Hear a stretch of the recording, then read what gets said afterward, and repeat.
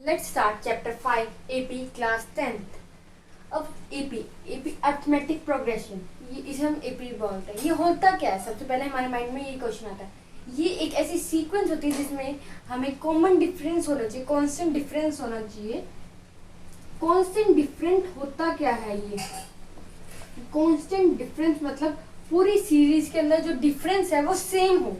मैं आपको एग्जाम्पल से समझाती हूँ आपको। लाइक 5, 10, 15, 20, 25 इनके बीच में जो इनका डिफरेंस है, मतलब 5 में 5 ऐड करा तो 10 आया, 10 में 5 ऐड करा फिर 15 आया, 15 में 5 ऐड करा 20 आया, 20 में फिर 5 ऐड करा 25 आया।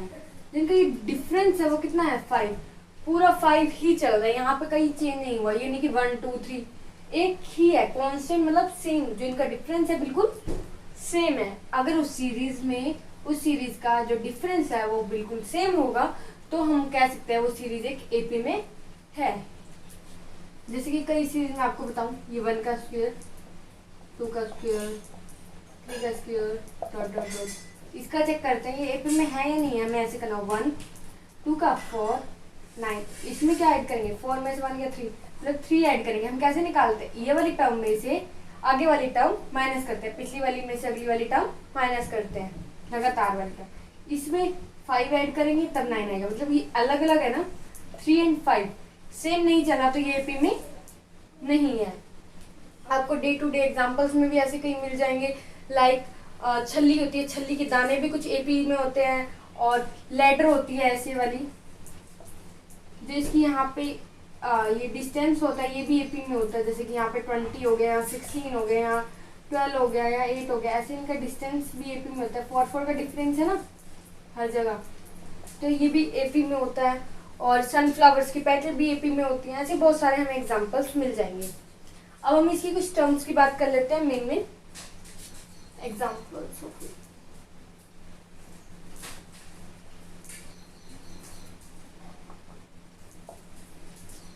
काउंटिंग इसका एग्जाम्पल है। ऑड इवन नंबर हो गए 2, 4, 6, 8, इनमें भी डिफरेंस होता है। ऑल टेबल्स जो होते हैं, टेबल्स भी इसके एग्जाम्पल ही होते हैं। लेकिन उसके जो होते हैं ना ऑड नंबर भी इसके एग्जाम्पल होते हैं। और प्राइम नंबर जो होते हैं वो इसके एग्जाम्पल नहीं होते। क्यों नहीं होते? लाइक प्राइम नंबर 2 है, 3 है, 5 है। यहाँ 1 का डिफरेंस लेकिन यहाँ 2 का डिफरेंस, तो ये नहीं हुआ ना। इसलिए प्राइम और कंपोजिट नंबर कभी भी एपी के एग्जाम्पल नहीं होते। डिफरेंस सेम होना चाहिए।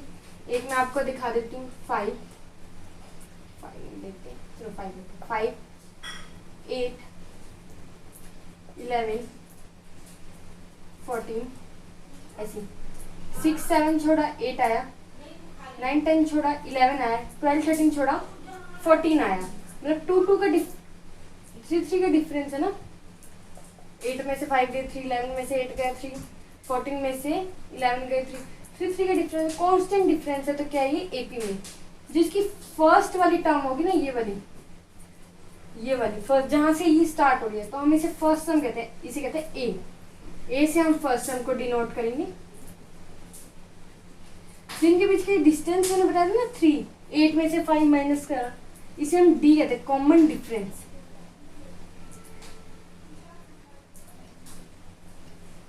इसका फॉर्मूला क्या होगा? मतलब अगर आप कोई सी भी ले रहे हो, A5 ले रहे हो, तो इससे एक कम वाली, 5 से कम 4, ये सारे टर्म होते हैं A1, A2, A3, A4, ऐसी।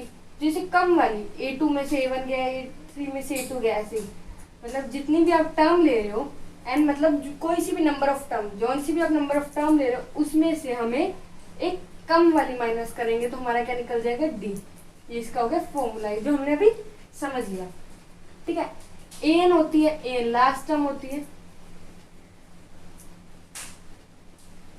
कई बुक्स में इसे एल से भी डिनोट किया गया होता है। ठीक है। और इसके अंदर 1 मार्क्स में मोस्टली क्वेश्चन आ जाते हैं। जो डी होता है वो पॉजिटिव भी हो सकता है, 0 भी हो सकता है और नेगेटिव भी हो सकता है। लेकिन एन है, एन सिर्फ पॉजिटिव ही हो सकता है, ना वो 0 हो सकता है ना वो नेगेटिव हो सकता। Let's start. Exercise 5.1 first question का ए पार्ट। इसमें ये कह रहे हैं the taxi fare after each kilometre when the fair is ₹15 for the first kilometre and ₹8 for each additional kilometre. Means वो कह रहा है कि हम जब बैठोगे आप उस गाड़ी में या टैक्सी में तो पहले किलोमीटर के वो 15 रुपीज़ लेगा। वो भाई कह रहा है कि इंजन स्टार्ट होने में थोड़ा ज़्यादा पेट्रोल लगता है भाई, तो मैं 15 रुपीज़ दूंगा एक्स्ट्रा चार्जिंग। पहले किलोमीटर तो 15 है, बेशक से आप आधा किलोमीटर जाओ कितना भी किलोमीटर जाओ, पहले किलोमीटर के लिए मैं ₹15 लूँगा और आगे जितने भी किलोमीटर जाओगे उसके लिए ₹8 पर किलोमीटर के हिसाब से दे देना। मतलब अगर मैं 1 किलोमीटर जाती हूँ, अगर मैं 1 किलोमीटर मैंने ट्रैवल किया तो मेरे को कितने देने पड़ेंगे? 15 रुपीज़। और अगर मैंने 2 किलोमीटर ट्रैवल किया तो पहले के तो मुझे 15 ही देने पड़ेंगे और अगले वाले के लिए 8 रुपीज़। ठीक है, मतलब फर्स्ट किलोमीटर के लिए तो उसने फिक्स चार्ज है ना ये 15, और सेकंड के लिए फिर से 8, थर्ड के लिए फिर से 8 रुपीज़ किलोमीटर। 23, 31। तो हम इसको सीरीज में कन्वर्ट कर देते हैं, बहुत है इतने। तो 4 किलोमीटर भी निकालना है तो 4 किलोमीटर भी फर्स्ट किलोमीटर के लिए 15, सेकंड के लिए 8 मान रहे, थर्ड के लिए भी 8, फोर्थ के लिए भी 8, तो यहाँ गए 39। अब इसको सीरीज में कन्वर्ट कर देते हैं 15, 23, 31 and 30 and dot dot dot. इसके अंदर हमें एपी की निकालने के लिए ये हमें चेक करना था कि ये एपी में है या नहीं है। ये सीरीज एपी में होने के लिए हमें कैसे पता चलते थे? जो इनका डिफरेंस हो डी है वो सेम होना चाहिए। पहले हम ये वाला डी को D1 डिनोट कर देंगे, जो इनका आएगा वो D2 एंड इनका जो आएगा वो D3। हमें D1, D2 और D3 इक्वल आना चाहिए। D1 23 में से 15 गए 8, D2 इन दोनों का 31 में से 23 गए 8, ओके। D3 इन दोनों का 39 में से 31 रुपीज़ गए तो भी 8। मतलब D1 is equal to D2 is equal to D3, D1 equal to D2 equal to D3। मतलब all D are same, so it is in AP। बस ये बताना था कि AP में है। Part B first question, the amount of air present in a cylinder when a vacuum pump remove 1/4 of air remaining in a cylinder at a time. इसमें गौर करना है, सिलेंडर रिमेनिंग मतलब जो बच गई है। मीन्स मैं आपको एक एग्जांपल से बताती हूँ। जैसे कि एक सिलेंडर है, ठीक है, एक सिलेंडर में हवाएं 100 की थी, उसका एक बार पंप होने में 1/4 उसकी जाएगी, मतलब जाएगी, मल्टीप्लाई करेंगे हम निकालने के लिए कि कितनी जाएगी। 25 kg रिमूव होगी तो बचेगी कितनी? इसमें से ये माइनस करने पे 75 kg। अब नेक्स्ट टाइम जब पंप करेंगे तो इसकी 1/4 जाएगी, ठीक है। 1/4 किसकी जाएगी? इसकी, ना कि इसकी। और वो माइनस किस में से होगी? इसी में से होगी, ना कि इसमें से, क्योंकि पहले इसमें इतनी बची, अब इसमें से इतनी और रिमूव होगी। ओके, आपको ये एग्जांपल मेरा क्लियर हुआ? इसी ऐसे ही कुछ सम है, मैं आपको बताती हूँ।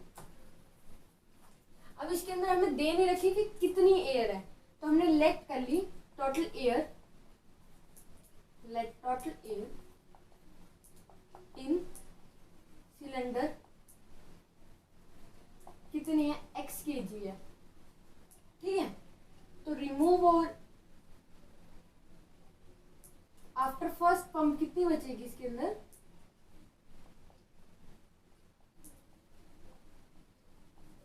फर्स्ट पंप में कैसे निकालती? टोटल एयर इतनी है, रिमूवल एयर कितनी हुई? 1/4 ऑफ टोटल की, हाँ, मतलब x minus x/4 bye taking LCM, यहाँ आएगा 3x/4 kg, okay. After second removal, मतलब सेकेंड पंप या सेकेंड रिमूवल लिख देते हैं, यहाँ पे भी रिमूवल ज्यादा अच्छा लग रहा है। आफ्टर सेकेंड रिमूवल कितनी बची? अब टोटल कितनी है? इतनी, और रिमूव कितनी होगी? 1/4 भी, जितनी प्रेजेंट है इसी के ही, मतलब 3x/16। तो इसका हम निकालते हैं 9x/16। बस 3 हमें बहुत होते हैं। टोटल सबसे पहले कितनी थी, 0 पंप पे 1। जब फर्स्ट टाइम पंप हुआ तो कितनी हुई, 3x/4। जब नेक्स्ट टाइम पंप हुआ तो 9x/16 बनी। अब D1 और D2 निकाले थे, 2 ही बहुत होते हैं। D1 कैसे निकलता है, पहले इसमें से ये माइनस सेकेंड टर्म में से फर्स्ट टर्म माइनस करने पे बाय टेकिंग एलसीएम इसमें आएगा -x/4। D2 अगर एलसीएम नहीं लेना आ रहा है, मैं आपको इसका फिर भी लेके दिखा देती हूँ। 9x/16 माइनस 3x/4 कैसे एलसीएम लेंगे, नीचे 16 आएगा, यहाँ से 4 के टेबल में 16 4 पे आता है, तो मतलब यहाँ पे 4 से मल्टीप्लाई होगा। 4 3 जा 12, 12 में से 9 गए, प्लस माइनस माइनस माइनस करेंगे लेकिन साइन बढ़ेगा, -3x/16। तो ये एंड दिस, तो D1 is not equal to D2, that's why it is not in AP। Question part C, इसके अंदर क्या कह रहा है, the cost of digging a well, digging मतलब खोदना, एक वेल मतलब कुआं, एक कुएं को खोदने के लिए after every metre of digging well its cost ₹150 for the first metre and rises by ₹50 for each subsequent metre. Subsequent मतलब आगे वाले। ये क्या कह रहा है, फर्स्ट क्वेश्चन की तरह ही है इसका भी कॉन्सेप्ट, कि जो पहले मीटर को हम खोदेंगे ना वेल, उसके लिए तो ₹150 लगेंगे, और जो आगे अगर दूसरा तीसरा जितना और खुदवाना ना, उसके पर मीटर के हिसाब से ₹50 लगेंगे।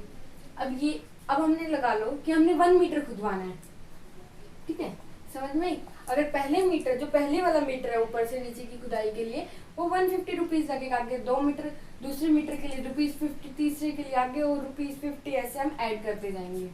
हमने 1 मीटर खुदवाना है तो मेरे कितने लगेंगे, ₹150। अगर मैंने 2 मीटर खुदवाना है तो पहले मीटर के लिए तो उन्होंने फिक्स कर ही रखा है कॉस्ट 150। दूसरे मीटर के लिए अब मुझे 150 नहीं देने, दूसरे मीटर के लिए मुझे देने हैं ₹50, और तीसरे मीटर के लिए ऐसे ही, फर्स्ट मीटर के लिए तो मुझे इतने ही देने हैं, दूसरे मीटर के लिए फिर मुझे 50 देने, और तीसरे मीटर के लिए भी 50 देने, मतलब आगे जितना चौथा पांचवा छठा आगे ₹50 हम ऐड करते जाएंगे। तो 2 मीटर के लिए हमें देना है ₹200 और 3 मीटर के लिए ₹250। इसको हम सीरीज में लिख लेते हैं 150, 200 एंड 250 दो। अब हम इसके अंदर D1 एंड D2 निकालेंगे। D1 कैसे निकालते हैं हम, इन दोनों के फर्स्ट और सेकंड टर्म से, second term minus first term, 200 minus 150 is equal to 50, और अब third term minus second term, 250 minus 200 is equal to 50। मतलब D1 is equal to D2, D1 D2 के इक्वल आता है तो क्या होता है, hence it is in AP।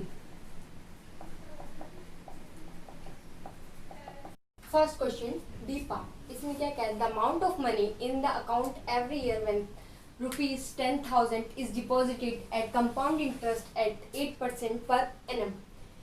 अगर हम 10,000 रुपीज मैंने एक बैंक में जमा करवाए हैं और कंपाउंड इंटरेस्ट लग रहा है उस पर पर ईयर 8%, तो मुझे 1 साल बाद 2 साल बाद कितना इंटरेस्ट के साथ मेरे कितने अमाउंट हो जाएगा। तो हमें देखना है ये AP में चलेगा, फर्स्ट ईयर सेकेंड ईयर ऐसे AP में चलेगा या नहीं चलेगा। तो कंपाउंड इंटरेस्ट के अमाउंट का फॉर्मूला क्या होता है, principal 1 plus rate by 100 power में टाइम। प्रिंसिपल होता है जितने रुपीस हमने डिपॉजिट कराए होते हैं या हमने लिए भी होते हैं कई बार कंपाउंड इंटरेस्ट पे, और 8% rate R, time 1 year 2 year जितना भी है। तो अब मैं देखती हूँ आफ्टर 0 ईयर हमारे पास कितना रहेगा। अभी हमने जमा करवाए हैं तो आफ्टर 0 ईयर हमें लिखना पड़ेगा। हमें पता है जितना भी हमने अभी कराया था हमें उतना का उतना ही मिलेगा। 10,000 रुपीज़ अगर मैं जमा कराती हूँ और एक दिन में निकाल लेती हूँ तो मुझे उतने ही मिलेंगे, कोई एक्स्ट्रा पैसे नहीं मिलेंगे। आफ्टर 1 ईयर मैं चेक कराती हूँ, देती हूँ, तो मुझे कितने मिलेंगे, 10,000 1 प्लस रेट कितना है 8% और 1 ईयर के लिए, तो ये कितना हुआ यहाँ पे 10800 रुपीज़। और सेकेंड ईयर के बाद आफ्टर 2 ईयर, अब फर्स्ट ईयर में अब नेक्स्ट ईयर के लिए मेरा अमाउंट कितना गया हुआ है, इतना, ना कि इतना 10,000 नहीं गया हुआ, मेरे 10,800 प्रिंसिपल हो गया है। तो 10,800 हमारा प्रिंसिपल है, रेट हमारा वही है, ठीक है। ईयर हमारे हो गए 2, तो कैलकुलेशन करके आया 12,597, 12,597 रुपीज। हम इसको सीरीज में कन्वर्ट कर लेते हैं। मैं बीच में कोमा नहीं लगाऊंगी क्योंकि यहाँ पे फिर प्रॉब्लम हो जाएगी। अब हम D1 और D2 चेक कर लेंगे। D1 कितना आता है, D1 कैसे करते हैं, सेकंड टर्म में से फर्स्ट टर्म माइनस करके। तो वो 10,800 में से 10,000 रुपीज हम माइनस करेंगे तो हमारे पास आएगा 800। और D2 कैसे चेक करेंगे, हम थर्ड में से सेकंड माइनस करके, ठीक है। ये आया 1797 rupees. D1 is not equal to D2, तो hence it is not in AP। Start करने से पहले मैं एक फॉर्मूला बता देती हूँ आपको। ये इम्पोर्टेंट, इसी फॉर्मूले से पूरा पार्ट है ये। an is equal to a plus n minus 1 d। मतलब क्या है इसका, कि अगर हमें कोई सी भी टर्म ढूंढनी है तो हम n की जगह पे रखें और हमें वो वाली टर्म आ जाएगी, अगर हमारे पास a और d है तो, ठीक है। अब हमें a और d दे रखा है, हमें a1, a2, a3 और a4 ढूंढनी है, मतलब फर्स्ट 4 टर्म्स। तो हम ढूंढ सकते हैं आराम से। हमें क्या ढूंढना है, a1, a2, a3 और a4, ठीक है। a1, a ही हमारा a1 होता है फर्स्ट टर्म को ही हम a1 और a दोनों ही कहते हैं।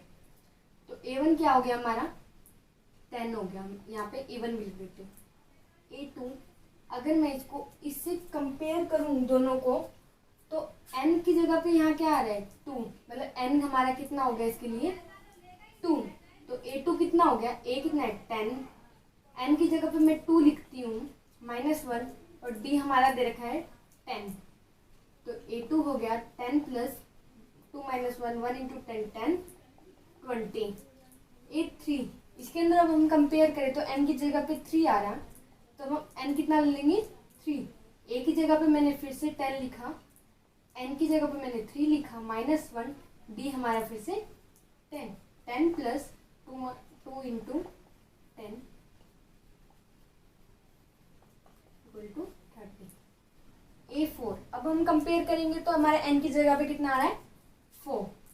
अब a हमें कितना दे रखा है, a की जगह पे हमने 10 लिखा, n की जगह पे 4 -1 एंड d की जगह पे 10, 10 प्लस 4 माइनस 1, 3, 3 इंटू 10 ब्रैकेट मतलब मल्टीप्लाई इज इक्वल टू 40। अब हम इसे ऐसे ही नहीं छोड़ेंगे, अब हम सीरीज में कर देंगे। कैसे होती है series, a1, a2, a3, a4, dot dot dot dot. इसे हम a1 की जगह पे a1 लिखो, a1 कितना हमारा 10, 20, 30, 40 डॉट डॉट डॉट डॉट। ये क्या हो गया हमारा आंसर। ऐसे हम दूसरे क्वेश्चन पे चलते हैं। इसके अंदर भी हमें वही फाइंड करना है। ये हमारा a1 हो गया, a2, a3 और a4। a2 अब हम कंपेयर करेंगे तो n की जगह पर क्या है 2, a की जगह पे -2 और d की जगह पे 0। तो a की जगह पे -2 पुट किया, n की जगह पे 2 ही पुट किया और d की जगह पे 0, क्योंकि हमारा d 0 गिवन है। a2 क्या है -2 प्लस 0 -2। a3 निकालते हैं। अब n की जगह पे कितना आएगा 3, तो a की जगह पे -2, 3 - 1 इंटू 0, 2 इंटू 0 0 ही होगा, तो आंसर आ गया -2। a4, अब n की जगह पे हम 4 रखेंगे, -2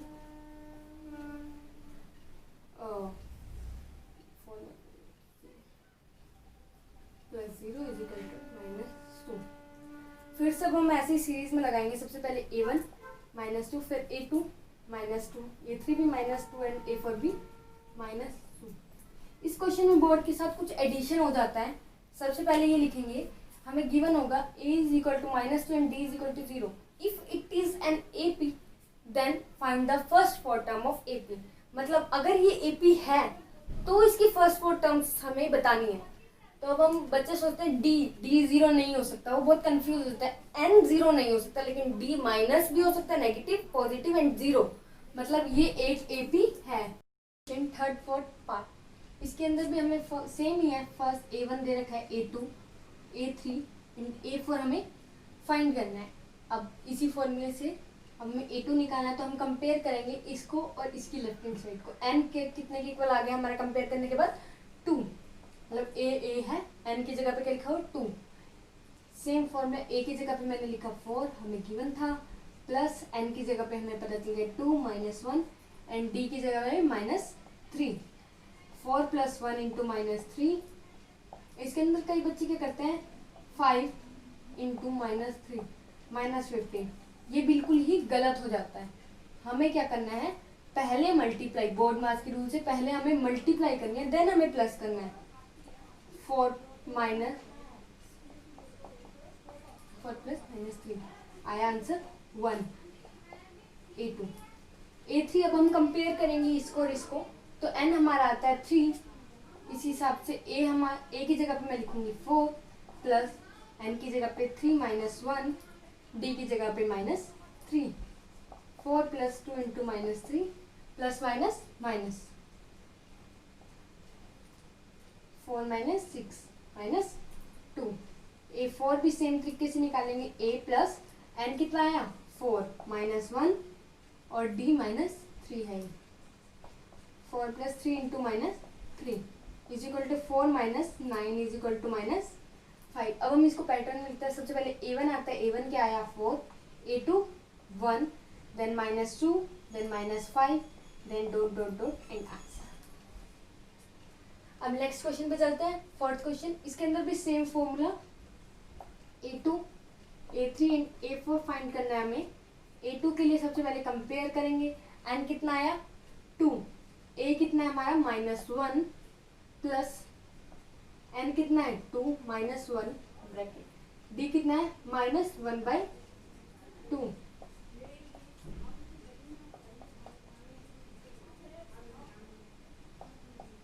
ठीक, -1 -3/2। ठीक, सॉरी एक मिस्टेक थी यहाँ पे, d की जगह माइनस का नहीं है, आई रिमूव इट। मतलब यहाँ पे क्या आ जाएगा, -1 + half is equal to half, minus का हाफ बाय टेकिंग एलसीएम। मैंने आपको पीछे एलसीएम लेना भी सिखाया था। A3 फाइंड करेंगे, n कितना आया 3, A -1 प्लस n3 -1, d कितना हमारा हाफ, -1 + 2 इंटू 1/2। 2 से 2 कटा, -1 + 1 इज इक्वल टू 0। A4 निकालते हैं, -1 प्लस, अब n कितना है 4, -1 and d half, -1 3/2 by taking LCM आएगा 1/2। अब इसको हम सीरीज में कन्वर्ट करते हैं। सबसे पहले A1 -1, A2 -1/2, A3 0 1/2। Question fifth part, अगर हमें A2, A3 और A4 हमें फाइंड करना है, तो अगर हमें A2 करना है तो हम कंपेयर करेंगे इसको, इसकी लेफ्ट हैंड साइड और इसकी लेफ्ट हैंड साइड को। तो n किसके इक्वल होगा, 2 के। भाई n हमारे पास आ गया, A1 है और d है, तो a की जगह पे मैंने 1.25 रखा एंड n की जगह पे 2 - 1, d की जगह पे -0.25। ओके, तो -1.25 minus 0.25 is equal to -1.50। A3 find करना है, तो अगर हम कंपेयर करेंगे तो n = 3 आएगा। A क्या हो गया, -1.25 प्लस 3 - 1, d -0.25, -1.25 प्लस 2 इंटू -0.25। ठीक है, मल्टीप्लाई करने के बाद -0.50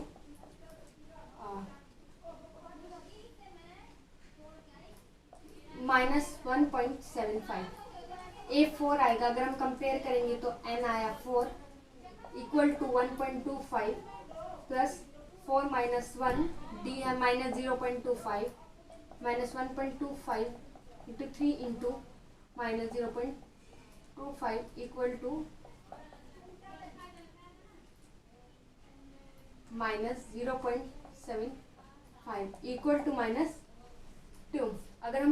अगर हम इसको सीरीज में लिखेंगे, सबसे पहले A1 देन A2 कितना है -1.50, A3 and A4 dot dot dot, हमें 4 ही निकालना